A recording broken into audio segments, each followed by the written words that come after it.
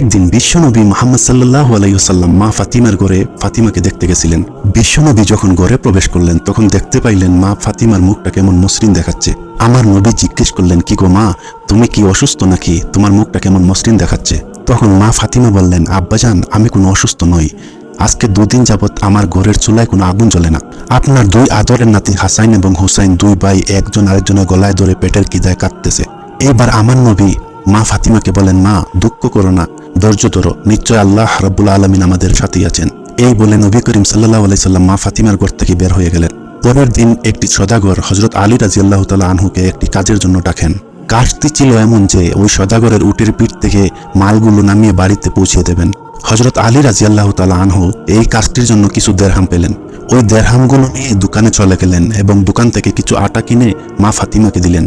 তারপর ক্লান্ত শরীর নিয়ে হযরত আলী বিছানার উপর ঘুমিয়ে পড়লেন।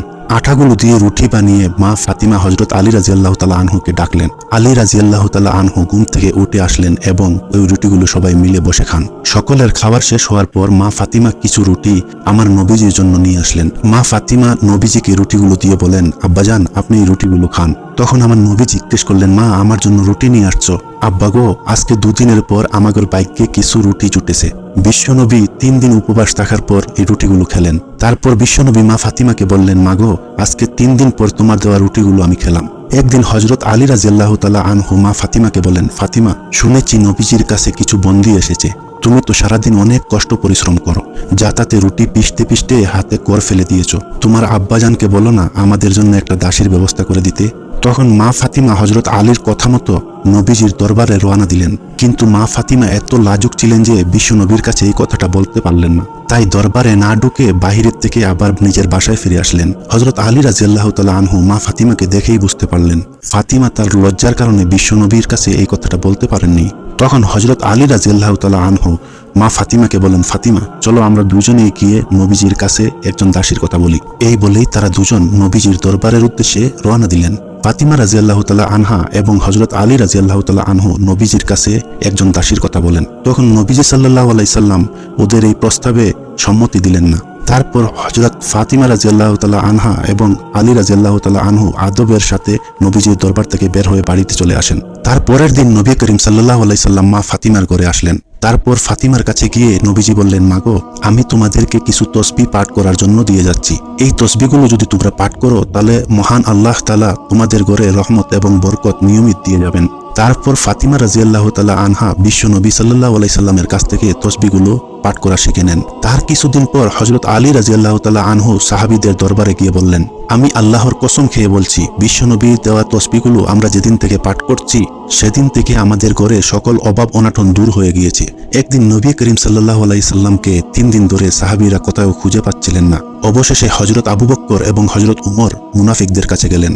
মুনাফিকদের কাছে গিয়ে হযরত উমর তরোয়াল বের করে মুনাফিকদেরকে বললেন, হে মুনাফিকের বাচ্চারা, আমার নবীজিকে কোথাও খুঁজে পাওয়া যাচ্ছে না। তোরা বল আমার নবীজি কোথায় আছে, না হলে সবগুলোকে আজকে আমি কতল করে ফেলবো। তখন মুনাফিকরা বলতে লাগলো, হে উমর, বিশ্বাস করো, আমরা কোথাও তোমার নবীজিকে দেখিনি। তখন হযরত আবু বকর উমরকে বললেন, উমর, চলো আমরা সামনের রাস্তায় গিয়ে দেখি, ওখানে কিছু রাখালরা থাকে, তাদেরকে গিয়ে জিজ্ঞেস করে দেখি, হয়তো দয়াল নবীর খোঁজ পাওয়া যেতে পারে। তারপর তারা দুজন মিলে রাখালদের কাছে গিয়ে জিজ্ঞেস করলেন, তোমরা কি এদিক দিয়ে আমাদের বিশ্ব নবীকে যেতে দেখেছো? তখন রাখালদের পক্ষ থেকে একজন রাখাল বললেন, আজকে 3 দিন যাবৎ পাশের গুহায় একজন লোক 3 দিন ধরে কান্না করে চলেছে।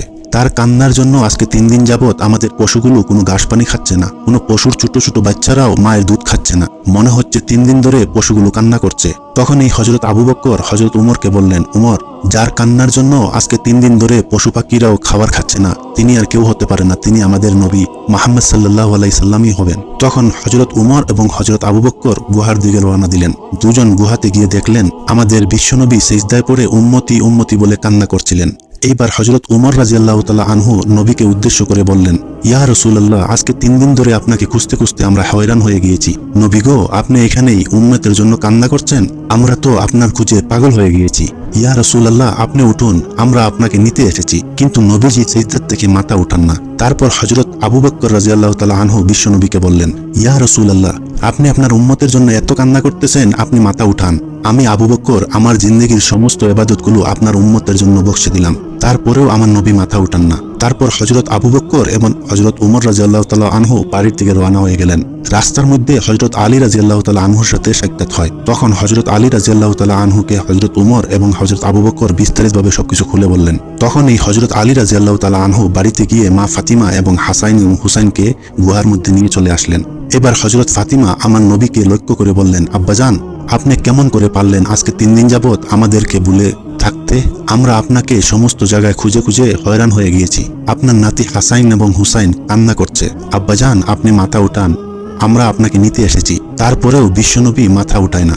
এইবার হযরত ফাতিমা রাদিয়াল্লাহু তাআলা আনহা আমার নবীকে বললেন, ইয়া রাসূলুল্লাহ, আমি ফাতিমা কথা দিচ্ছি আমার আদরের সন্তান হাসাইন এবং হুসাইনকে আপনার উম্মতের জন্য কুরবানি করে দিলাম। এইবার আল্লাহ রাব্বুল আলামিন হযরত জিবরাইল আলাইহিস সালামকে ডেকে বললেন, ইয়া জিবরাইল, যাও আমার বন্ধুকে গিয়ে বলো কান্না বন্ধ করতে। জিবরাইল, আমার বন্ধুকে জানিয়ে দেও আমি আল্লাহ কথা দিয়েছি আমার বন্ধুর একটা উম্মতকেও আমার বন্ধুকে জিজ্ঞেস না করে জাহান্নামে দিব না। তখনই হযরত জিবরাইল আল্লাহর নবীর কাছে এসে আল্লাহর কথাগুলো শুনিয়ে দিলেন। আল্লাহর নবী তখনই জিবরাইলের কথা শুনে সিজদা থেকে মাথা উঠান। তার কিছুদিন পর বিশ্ব নবী সাল্লাল্লাহু আলাইহি সাল্লাম দুনিয়া ছেড়ে চলে গেলেন। আমার নবী দুনিয়া ছেড়ে যাওয়ার 2 দিন পর হযরত আবু বকর একাকিকতায় হেঁটে যাচ্ছিলেন। তখনই রাস্তার মধ্যে তিনি দেখতে পাইলেন ইবলিস শয়তান একা দাঁড়িয়ে কান্না করছে। তখনই হযরত আবু বকর ইবলিসকে উদ্দেশ্য করে বললেন, হে ইবলিস, তুমি কেন কান্না করছো? এখন তো তোমার খুশির দিন চলে আসছে, আমাদের নবী দুনিয়া ছেড়ে চলে গিয়েছে। তারপর ইবলিস শয়তান হযরত আবু বকর রাদিয়াল্লাহু তাআলা আনহুর উদ্দেশ্য করে বলে, ভাই আবু বকর, নবীজি সাল্লাল্লাহু আলাইহি সাল্লাম দুনিয়া ছেড়ে যাওয়ার পর আমারও খারাপ লাগছে, কেননা আমি জানি আল্লাহ রাব্বুল আলামিন আমাকে যে শাস্তি দিয়েছে আমার স্থান চিরস্থায়ী জাহান্নামী। কিয়ামতের পর আমাকে সারা জীবন জাহান্নামেই শাস্তি উপভোগ করতে হবে। জাহান্নামের শাস্তি সম্পর্কে আমি জানি সেটা কত যে কঠিন। ভাই আবু বকর, আমি চেয়েছিলাম বিশ্বনবীকে দিয়ে আল্লাহ রাব্বুল আলামিনের কাছে কৈফিয়ত করে আমাকে নিয়ে কোনো রকমে ক্ষমা করা যায়। এই ভেবে আমি যতবার এই নবীজির কাছে গিয়েছি নবীজির কাছে কেউ না কেউ ছিল, কখনো আমি নবীজিকে একা পাইনি। কিন্তু এখন তো বিশ্বনবী দুনিয়া ছেড়ে চলে গিয়েছে, আমার ক্ষমার রাস্তাও চিরতরে বন্ধ হয়ে গিয়েছে। এই ভেবে আমি কান্না করছিলাম। অতঃপর হযরত আবু বকর রাদিয়াল্লাহু তাআলা আনহু ইবলিস শয়তানের মুখে এইসব কথা শুনে আস্তে আস্তে সামনের দিকে হেঁটে চলে গেলেন। বিশ্বনবী দুনিয়া ছেড়ে যাওয়ার 6 মাস পরে একদিন হযরত আলী রাদিয়াল্লাহু তাআলা আনহু বাসায় প্রবেশ করে দেখলেন মা ফাতিমা কান্না করছিলেন। তখন হযরত আলী রাদিয়াল্লাহু তাআলা আনহু মা ফাতিমাকে বললেন, ও ফাতিমা, তোমার কি শরীর খারাপ লাগছে? তখন মা ফাতিমা বললেন, আলী, আজকে আমার শরীরটা বেশি খারাপ লাগছে। হে আলী, আজকে আমি এমন একটি স্বপ্ন দেখেছি যেই স্বপ্নটি দেখার পর আমার আর কিছুই ভালো লাগছে না। অতঃপর হযরত আলী রাদিয়াল্লাহু তাআলা আনহু ফাতিমার কাছে স্বপ্নের ব্যাপারে জানতে চাইলেন। তখন মা ফাতিমা বললেন, আজকে আমি রাত্রে স্বপ্ন দেখেছি আমার বাবা আমার ঘরে এসে আমাকে খুঁজছেন। আমি যখন গিয়ে আমার বাবার কাছে দাঁড়ালাম তখন আমার আব্বাজান আমাকে বলছেন, মা গো, তুমি কোথায় ছিলে? আমি তো তোমাকেই খুঁজতেছি। শুনো মা, আজকে তুমি রোজা রাখবে এবং সেহরি করবে আলীর দস্তরখানায় আর ইফতারি করবে আমার দস্তরখানায়। হযরত আলী রাদিয়াল্লাহু তাআলা আনহু একজন জ্ঞানী মানুষ। এই কথা শোনার পর তার আর বুঝার কিছু বাকি রইল না। হযরত আলী বুঝতে পারলেন মা ফাতিমা রাদিয়াল্লাহু তাআলা আনহা আজকে বোধহয় দুনিয়া ছেড়ে চলে যাবেন। তারপর হযরত আলী মা ফাতিমার কাছে বসে কান্না করতে লাগলেন। কিছুক্ষণের ভিতরে হযরত হাসান হুসাইন ঘরে এসে দেখলেন তাদের বাবা মা কান্না করছে। তখন হাসান হুসাইন মা ফাতিমাকে বললেন, আম্মাজান, আপনারা কেন কান্না করছেন? তখন মা ফাতিমা বললেন, না বাবারা, কিছু হয় নাই, যাও তোমাদের নানাজির রওজার থেকে ঘুরে আসো। মায়ের কাছ থেকে এমন কথা শুনে হাসাইন এবং হুসাইন নানাজির রোজার কাছে চলে গেলেন। হাসাইন এবং হুসাইনকে দেখতে পেয়ে আমার নবীজি বললেন, হাসাইন, হুসাইন, তোমরা আজকে কেন এখানে এসেছো? তোমরা যখন খুশি তখনই আসতে পারবা, কিন্তু আজকে তোমরা সারাদিন তোমাদের মায়ের মুখের দিকে তাকিয়ে থাকবা। আজকে তোমাদের মা দুনিয়া ছেড়ে চলে যাবে। নবীজির মুখে এমন কথা শুনে হযরত হাসাইন এবং হুসাইন রাদিয়াল্লাহু তাআলা আনহু আবার ঘরের মধ্যে চলে আসলেন। এসে মা ফাতিমা এবং হযরত আলী রাদিয়াল্লাহু তাআলা আনহুকে উদ্দেশ্য করে বললেন, আপনারা কেন কান্না করছেন আমরা বুঝতে পেরেছি। আমাদের নানাজি বলেছে আজকে আম্মাজান আমাদেরকে ছেড়ে চলে যাবে। হাসাইন এবং হুসাইনের কথা শুনে হযরত আলী এবং মা ফাতিমা আরো বেশি করে কান্না শুরু করলেন। সেদিন বিকালবেলা মা ফাতিমার শরীর আরো বেশি খারাপ হয়ে গেল। তারপর মা ফাতিমা হযরত আলীকে কাছে ডেকে বললেন, তোমাকে আমি 3টি কথা বলে যেতে চাই, তুমি কথা দাও আমার 3টি কথা রাখবে। তৎপর হযরত আলী রাদিয়াল্লাহু তাআলা আনহু মা ফাতিমার কাছে ওয়াদা করলেন। এবার মা ফাতিমা হযরত আলীকে বললেন, আলী, আমি তোমার সাথে এতদিন সংসার করেছি, আমি জেনে বা না জেনে অনেক ভুল ত্রুটি অন্যায় করেছি, তুমি আমাকে ক্ষমা করে দিবা। তারপর হযরত আলী বললেন, ফাতিমা, এইসব তুমি কি বলছো? তোমার মতো স্ত্রী এই দুনিয়ায় আর কার ভাগ্যে জুটবে? ও ফাতিমা, তোমার বাবা বিশ্বনবী আমাকে দয়া করে তোমাকে আমার হাতে তুলে দিয়েছিল। আমি তোমাকে ঠিকমতো ভরণ পোষণ দিতে পারিনি। আমি যদি তোমার কাছে কোনো অন্যায় করে থাকি তাহলে আমাকেও ক্ষমা করে দিও। তারপর মা ফাতিমা বললেন, আলী, এইসব কথা বলে আমাকে পাপী করো না। তারপর মা ফাতিমা বললেন, আলী, আমার দ্বিতীয় কথা হলো, আমি দুনিয়া ছেড়ে যাওয়ার পর তুমি আরেকটা বিয়ে করে নিবা। আমি তোমাকে অনুমতি দিয়ে গেলাম। আর সপ্তাহে একদিন আমার হাসাইন এবং হুসেনকে তুমি বুকে নিয়ে ঘুমাবা। আর আমার 3 নম্বর কথা হলো, আমি দুনিয়া ছেড়ে যাওয়ার পর আমাকে রাতের বেলা দাফন করবে, যাতে করে কোনো মানুষ আমার লাশটি দেখতে না পারে।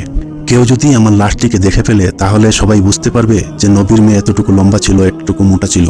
আমি চাই না কেউ আমার লাশ দেখে এতটুকু বুঝতে পারো। এই কথা বলে অল্প পরেই মা ফাতিমা দুনিয়া ছেড়ে